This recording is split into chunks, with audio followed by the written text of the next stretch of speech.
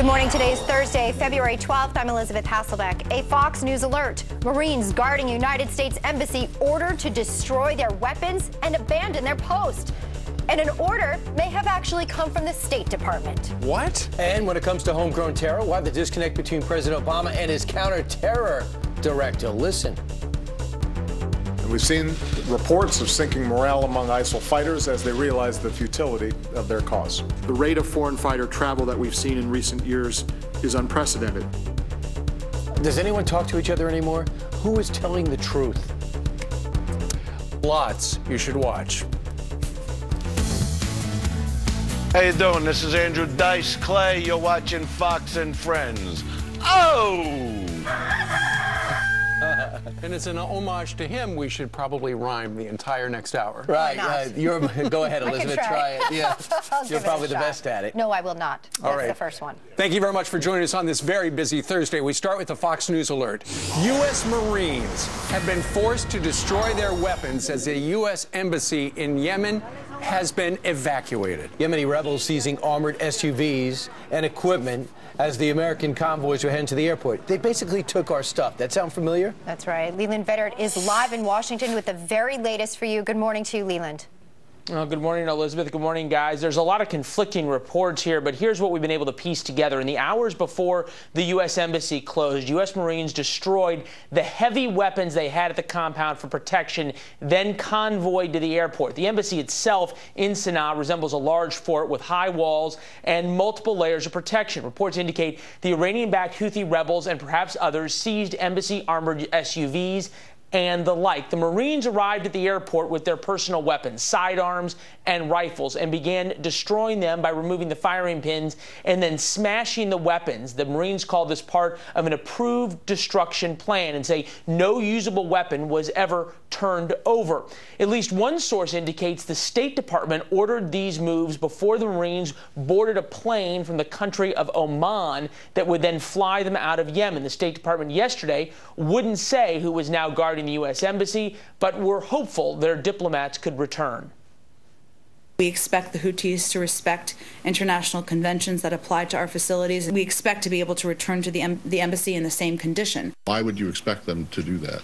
Or you just hope that they would? Well, we certainly hope they would. They've made public statements about how they are not, they have no desire to go after our interests. We expect them to abide by their own statement. Remember, it was just last year when the U.S. Embassy in Tripoli, Libya was evacuated. It didn't take long before this video showed up on social media of rebels jumping out of a second-story window into the pool there. Only time will tell, of course, guys, if something like this happens in Sana'a. Perhaps we'll see video of Houthi rebels driving around in U.S. armored SUVs. All right. Leland, we thank you very much. By the way, about 2 hours ago, earlier on Fox and Friends, they reported that the Marines were ordered to hand over the firearms. But as you just heard, that is not accurate. They were forced to destroy them or make them inoperable.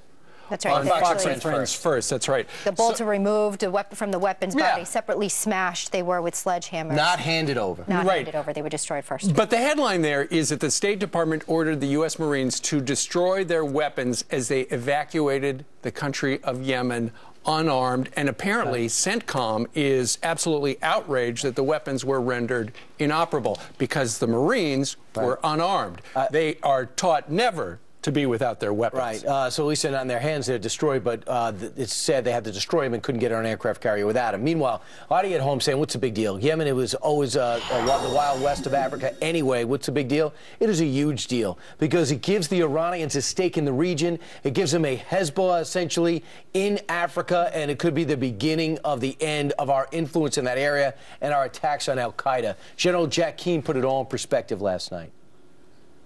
This is a strategic setback for the United States and our partners in the region because this is all about Iran. This is Iran gaining influence and control over another capital and country, Beirut, Lebanon, Damascus, Syria, Baghdad, Iraq, and now Sana'a, Yemen. This is real. The Houthis, after they get settled and established, will begin to look like the Hezbollah. They will receive missiles, rockets, sophisticated equipment. Radical Islam, as we've stated before, is on the rise, and that's why this is such a setback. And the big question, too, is it looks like we're being chased out of all of our embassies. Three of them evacuated since 2010. Big questions there. And then 6 months after we've been bombing ISIS, now we see the president finally asking permission to wage war. But it seems as though it comes with a ton of restrictions, restricting the warfighting discretion of the president there. Specific limits seem to be put in the language of this agreement here on ground troops. A limited time, really saying that this is going to be done in 3 years. What does it say to the enemy? Pretty much outlining all the things we won't do. Watch the president explain. The resolution we've submitted today does not call for the deployment of U.S. ground combat forces to Iraq or Syria. It is not the authorization of another ground war, like Afghanistan or Iraq. I'm convinced that the United States should not get dragged back into another prolonged ground war in the Middle East. That's not in our national security interest, and it's not necessary for us to defeat ISIL. Can you possibly tell us what we're going to do and stop telling us what we're not going to do? It seems like the president's caught up in 2008. He's not George Bush. He wants to tell us every other day. Well, and tell the enemy every day how long they need to just wait us out. But this is nothing new. That's how this guy operates. And the funny thing is, this guy, this president of ours, has said for a while that he's got the authority to do it. So what he's doing is he's handing Congress this draft resolution. Go ahead and enact this. When Congress probably should, they can write anything they want. They don't have to pass this with all these handcuffs in for the military.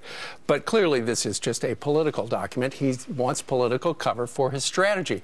Congressman Mike McCall from Texas says the resolution, not good. Listen. This resolution weakens the president and the military's ability to destroy and defeat ISIS. I find it hard to believe that anybody that's serious about defeating ISIS could vote for a measure that restricts our military and ties their hands behind their backs by saying we're not going to have enduring offensive ground combat operations. That's in their words, not mine. When we asked them to define what that means, they couldn't even define what that means. The House Homeland Security Committee chairman there really expressing concern that this puts handcuffs, literally shackles, our military leaders under a firm document in code based on an ambiguous plan or strategy or lack thereof to fight ISIS and terrorism. Yeah, let's hope they work this out and get together a strategy that the military can sign off and says, okay, I could deal with this. This will work. Not a bad idea in 3 years, no matter who's the president, to say, let's go back and see how we're doing. But let's get something together that gives people a clear idea of what our objective is. One day the president says, ISIS, not a big deal. Global warming's worse. And now he's telling us a grave threat. Which one is it? Can you have it both ways? Well, it's getting worse because since the president's campaign has started, ISIS has actually grabbed twice as much land. And while the president says it is working, you listen to the official counterterrorism people, they draw a very bleak picture. Listen to this. The United States and our allies are increasingly concerned with the more than 20,000 foreign fighters we assess have traveled to Syria from over 90 different countries of origin.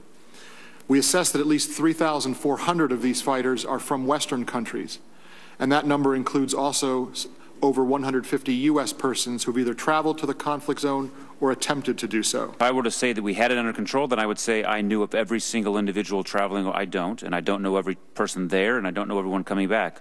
So it's not even close to being under control. Well, fantastic. Isn't that great? So what he's saying is those people that go to Syria for a while want to come home and maybe want to try to put an axe in the head of an NYPD officer, as we saw 2 months ago. We don't even know who they are or where to find them. Well, fantastic. Certainly explains why, according to the recent Fox News poll yesterday, why 73% of those out there right now, you listening, don't believe the president has a firm or clear strategy on defeating ISIS. If I was the president, I'd be so angry at that statement, saying, what do you mean you do not know where to find these guys when they get back from Syria? It's tough. All right, meanwhile, it's time for the